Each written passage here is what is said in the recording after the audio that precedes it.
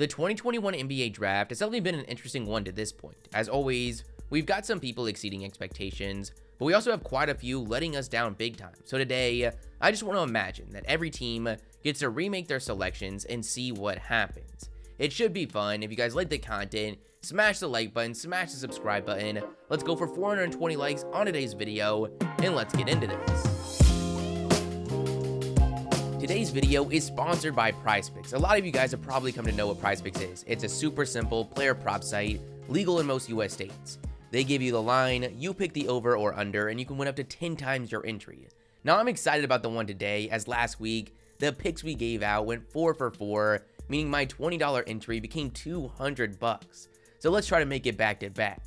Scrolling through everything, the first thing I added was Anthony Edwards' 4.5 rebounds against Denver. The last time they played, he had 11, so give me the over. Then I saw Franz Wagner points were only at 15.5. He's on fire. Slam the over. Then I saw Devontae Graham over 3.5 assists. I only need 4 assists for a starting point guard. Give me that. And lastly, we've got one of my favorite stats, 3-pointers made, and I saw Trae Young only needs 2.5. That's easy. So there it is, and over on rebounds, over Wagner points, over Graham assists, and over Trae Young threes. We're going back to back. If you guys want to play along, click the link in the description or use code JimmerRange, and they're going to give you a deposit match up to $100.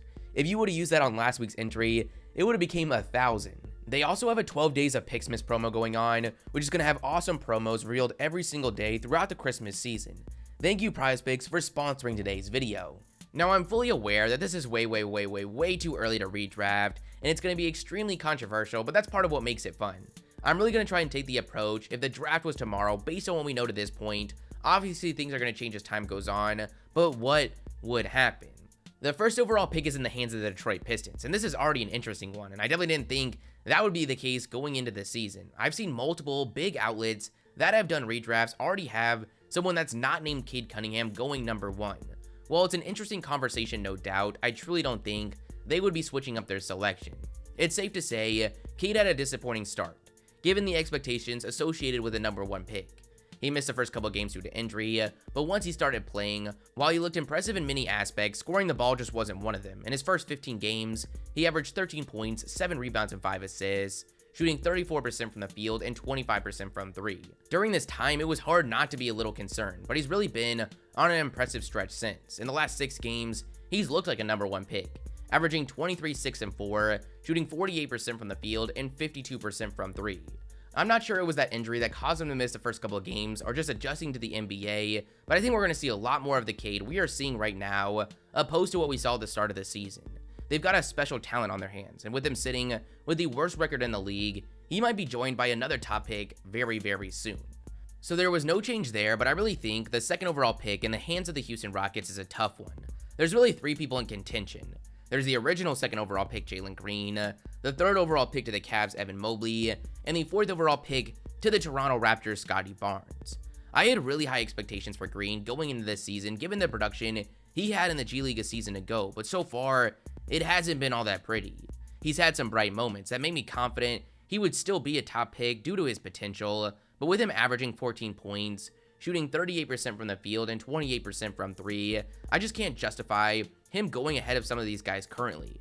I see a lot of people going Evan Mobley here in a redraft, but I actually think I'm giving the slight edge to Scotty Barnes. Let's remember the prospect that Barnes was coming into this draft. We were excited about his crazy length and his physical profile that made him a beast of a defender at FSU. He was also an amazing facilitator for his position, but the expectations for him as a scorer were extremely low. He had averaged just 10 points a game as a freshman. When he went with the 5th overall pick to the Raptors, I think most were expecting very slow development on that end of the floor. I don't think anyone was expecting him to come in and already average 15, 8, and 3, over a steal and a block, shooting 49% from the field and 35% from 3. I truly think he is still just scratching the surface of his potential. We're already seeing him in the last few weeks raise his 3-point volume. This is a guy that's 6'7" with a 7'3" wingspan. So while there's definitely some other options here at 2, based on what we've seen to this point, his floor-ceiling combination is just way too high in my opinion. Now with Scotty going there, that makes the Cavaliers selection at 3 a no-brainer. They're sticking with their original selection of Evan Mobley. So far this year, he's averaged 14 points, 8 rebounds, 3 assists, and almost 2 blocks a game. I was a huge critic of them going with Mobley due to his fit alongside Jared Allen, but I've got to say, I was fully wrong about that. They've been a great duo to this point, and with what Mobley's been as a defender, the two of them are tough to run against. The Cavaliers have surprised a lot of people this season. They're sitting as the 4th seed in the East. Mobley is having one of the best defensive seasons we've ever seen from a rookie, and I still think he's just scratching the surface of his potential on the offensive side. He's already showed willingness to spread the floor, and his coordination is rarely seen from a player of his size. I'm 100% okay if you want to have him going way higher than this. As we said, a lot of people have him going as high as number 1, but while I think it's extremely close, this is where I like him for now. Next up, we've got the 4th overall pick in the hands of the Toronto Raptors. Going into the draft, I thought there was no way they were going to walk away with anyone that wasn't Jalen Suggs, as it looked like Kyle Lowry was on his way out.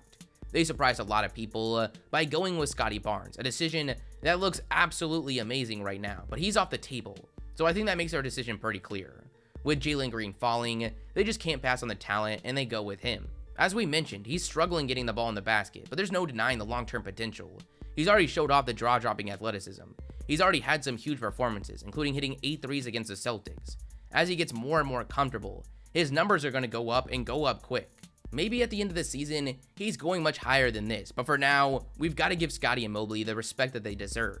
The 5th overall pick is in the hands of the Orlando Magic, who originally went with Jalen Suggs, who's easily been one of the most disappointing rookies to this point. I really thought he was a safe prospect, but so far, I've been concerned. He's averaging 12 points, 3 rebounds, and 4 assists, shooting 34% from the field and 26% from 3. With Cole Anthony having a pretty good year, I'm concerned where he fits into this lineup whenever Markelle Fultz returns. I'm still pretty optimistic on him going forward. I just can't justify him staying where he was originally taken. Instead, they're going to go with a guy that they ended up getting, but just a few picks later, Franz Wagner. It's been awesome to see his success. Coming out of Michigan, he was looked at as a very raw prospect, but so far, he's been one of the more NBA-ready players from this whole class. He's a 6'9" small forward that's averaging 14, 4, and 3, shooting 45% from the field and 39% from 3.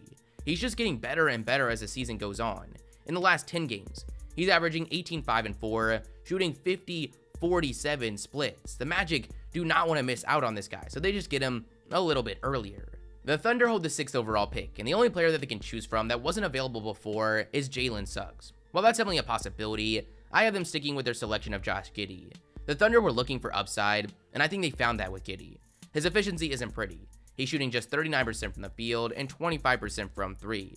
Not what you want to see, but outside of that, he's been really impressive. He's averaging 10, 7, and 6. His playmaking is what really catches the eye. Few in the league are capable of his cross-court vision. While he's struggled to actually put the ball in the basket, to this point, creating decent looks hasn't been the problem. He uses his oversized frame well. We're already seeing the efficiency creep up. As that continues to happen, he's going to be looked at as a top player from this class. Now, it's not like he's shattering expectations. I just don't think there's any other rookie that's been impressive enough for the Thunder to go elsewhere. The Warriors are at 7. They originally went with Jonathan Kuminga, something that's definitely still a possibility, but given that they're currently atop the Western Conference trying to make a run at a title, and Kuminga has just a small role, getting around 7 minutes a game, while his long-term future looks extremely bright, I don't think his trade value is high enough for them not to just go with someone that's actually going to crack the rotation immediately. There's really one guy that comes to mind, and that's a player that the Warriors originally wanted to get in the draft before the Pacers snagged him, Chris Duarte. He got off to a super hot start. He dropped 27 in his debut, and while he's obviously cooled down, he's still been a pretty solid 3-and-D wing. He's averaging 13 points, shooting 35% from 3. The 8th overall pick is the Orlando Magic, and this is an interesting spot. They've got some decent options. Both the original 4th overall pick Jalen Suggs and the 7th overall pick Jonathan Kuminga are on the board. They've struggled to really prove they are worth where they were drafted, but I think from what we've seen in the preseason, summer league, G League, and small run during the regular season, the strength, athleticism, and defense that Kuminga has right now just makes his upside insane if there's any significant growth on the offensive side. I just don't think I can have him falling too much further. The 9th overall pick is in the hands of the Kings. They originally went with Davion Mitchell, who for the most part has been okay. The defense has been the biggest draw, but his efficiency hasn't been great, something that's been surprising given he was a highly productive 4-year player coming out of college. In this redraft, I actually have them going with Jalen Suggs. With him falling, his value is just way too high to pass on. With the last pick, we've got the Pelicans, and they're going to be going with Turkish big man Alperen Sengun. Playing behind Daniel Tice and Christian Wood, he hasn't had a huge role with the Rockets, but he's been super impressive while out there. In just 18 minutes a game, he's averaging 9, 5, and 3. He's extremely well-rounded. He showed that off in the Summer League. As he continues to develop, I wouldn't be shocked to see him going much higher. But that's the video, guys. You guys give me your thoughts in the comments below. If you liked the video, smash the like button, smash the subscribe button, and I'll catch you guys next time. Peace.